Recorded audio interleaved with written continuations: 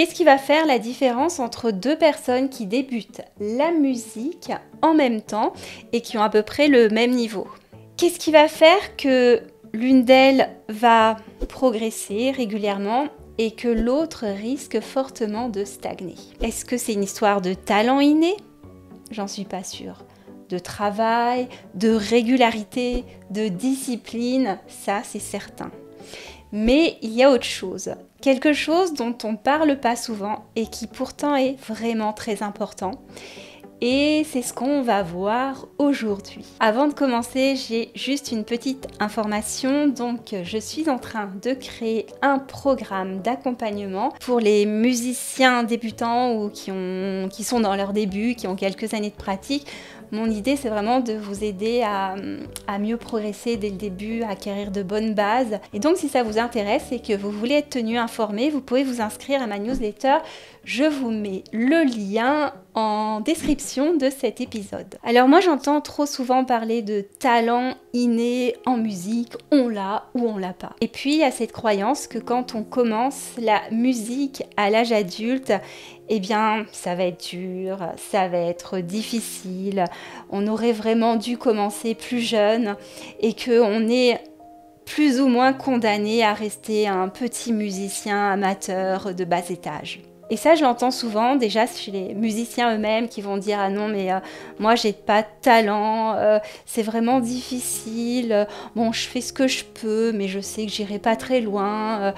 Si seulement j'avais commencé plus jeune, ça serait beaucoup plus facile. » Et puis aussi, j'entends chez les enseignants qui vont dire « Ah oui, avec les adultes, c'est quand même un peu plus compliqué qu'avec les enfants. » Alors oui, effectivement, c'est vrai que quand on baigne depuis notre petite enfance dans un environnement musical, que ce soit que l'on danse, que l'on chante, que l'on fasse de la musique ou même que nos parents aient pris l'habitude de nous chanter des chansons, des berceuses, des comptines, eh bien c'est sûr que on va développer déjà des premières compétences en musique, on va commencer à développer notre oreille, un certain sens du rythme, et ça va se faire de façon très naturelle.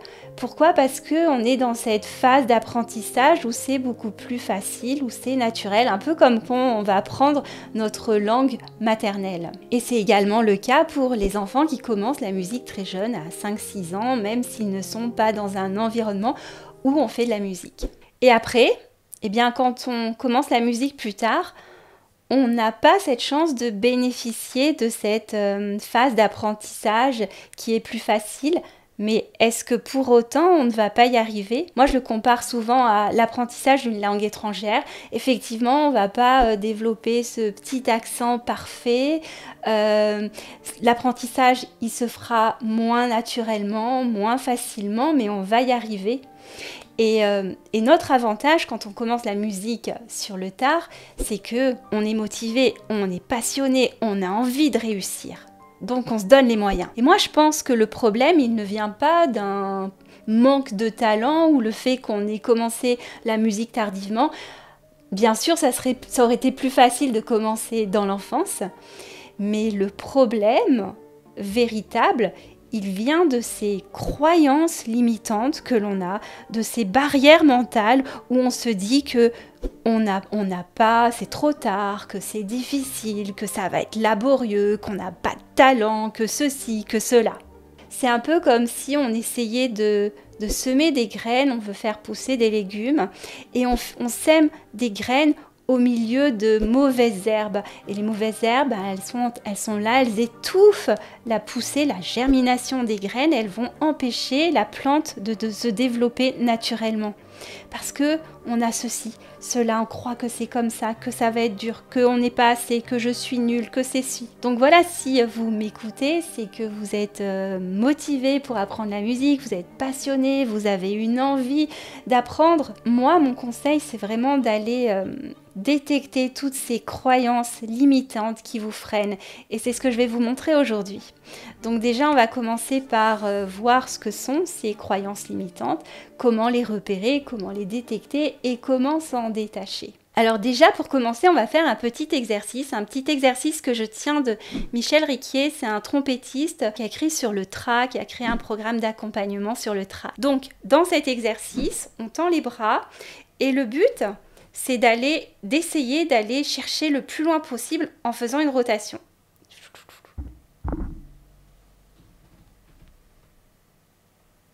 De l'autre côté. Voilà, moi je suis limitée à ça.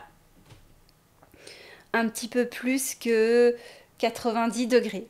Maintenant, ce que je vais faire la même chose, mais avant, je vais visualiser, en me concentrant, que je suis en train de faire un tour à 180 degrés d'un côté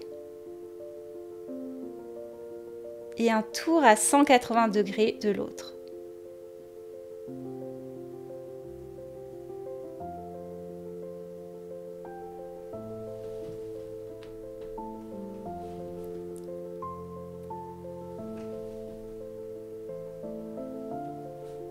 Ce que vous pouvez voir, c'est qu'au deuxième passage, eh bien, je suis allée beaucoup plus loin parce que j'ai adopté cette croyance que je suis capable de faire ce tour à 180 degrés. Bon, je ne suis pas allée jusqu'à 180 degrés, mais il y avait beaucoup de progrès. On sait également que les personnes à qui on va donner des antidépresseurs, et ça c'est prouvé scientifiquement, que les 50% d'effets qui vont soigner le patient sont liés à l'effet placebo et que seulement, je crois, c'était 25 ou 27% sont liés à l'effet du médicament et les autres 20 et quelques pourcents sont liés à un effet un petit peu inconnu. Donc vraiment 50% sont liés à l'effet placebo. Dans ces deux exemples, on va utiliser nos croyances qui sont positives, notre croyance que on va pouvoir faire un tour à 180 degrés comme ça, ou cette autre croyance que le médicament, l'antidépresseur, il va nous guérir. Mais si on utilise ces croyances dans le sens inverse, eh bien on va obtenir des effets qui sont négatifs. Et c'est ça le problème avec les croyances limitantes. Alors, comment on fait pour les détecter, ces croyances limitantes? Première chose, c'est de s'écouter. S'écouter dans la vie, d'écouter nos « je suis comme si » avec quelque chose de négatif. Je suis pas assez. Je suis trop. J'aurais dû commencer plus tôt. Je ne suis pas capable. Je suis trop vieux pour faire ceci. Je crois que... Je sens que ça va être difficile. Je sens que, je crois que, je ne suis pas douée, etc.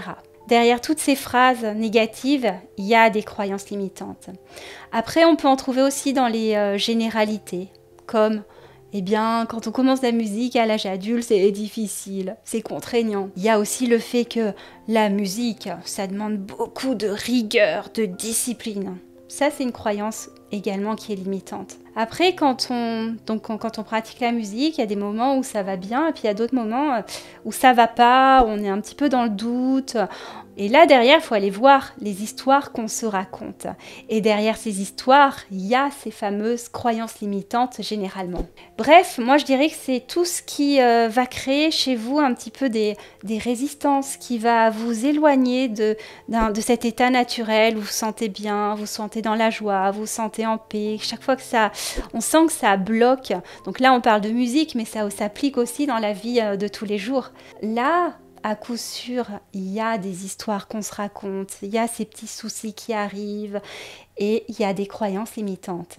Comment on fait pour s'en débarrasser de ces croyances limitantes, de ces mauvaises herbes?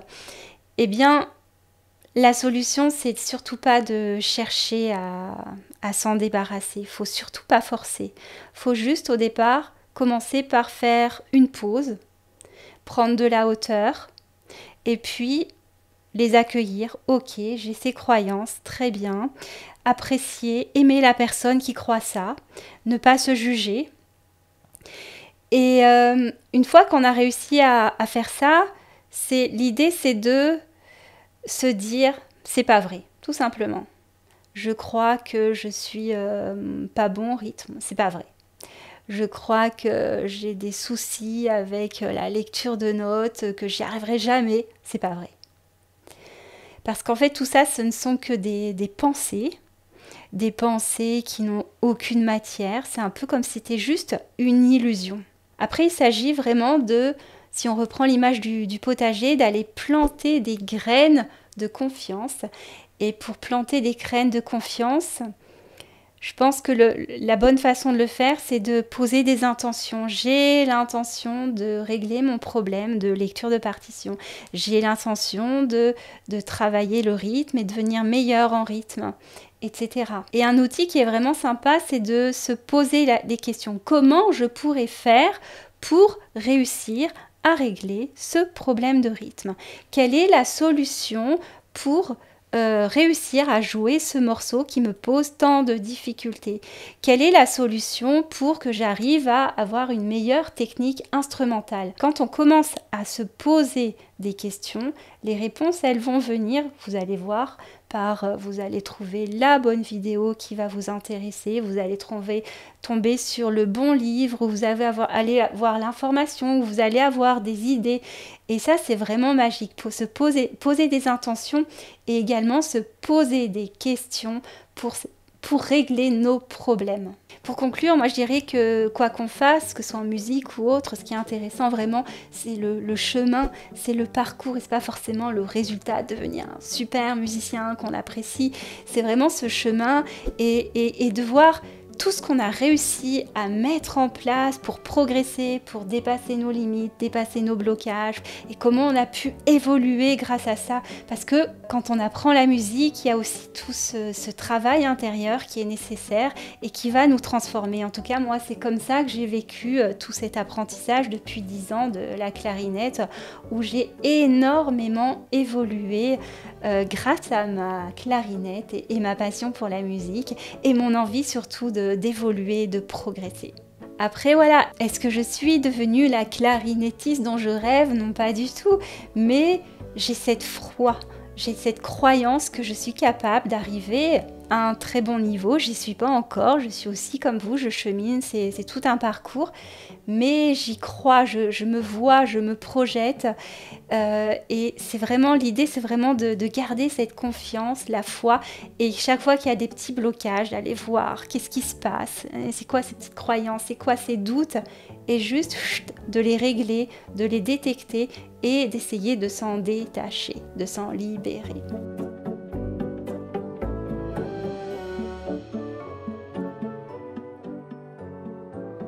J'en ai terminé pour aujourd'hui, donc n'hésitez pas à liker la vidéo, à mettre un commentaire, à vous abonner si ce n'est pas fait, et je vous dis à très bientôt.